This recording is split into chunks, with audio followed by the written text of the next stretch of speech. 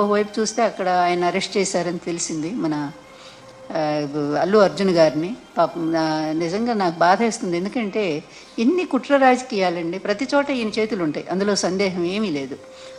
ఇక్కడ 29 మంది మన గోదావరి పుష్కరాల్లో చనిపోతే మరి ఇతను ఎన్నిసార్లు అరెస్ట్ చేసి జైల్లో పెట్టాలండి చంద్రబాబు గారిని? ఎన్నిసార్లు చేయాలా?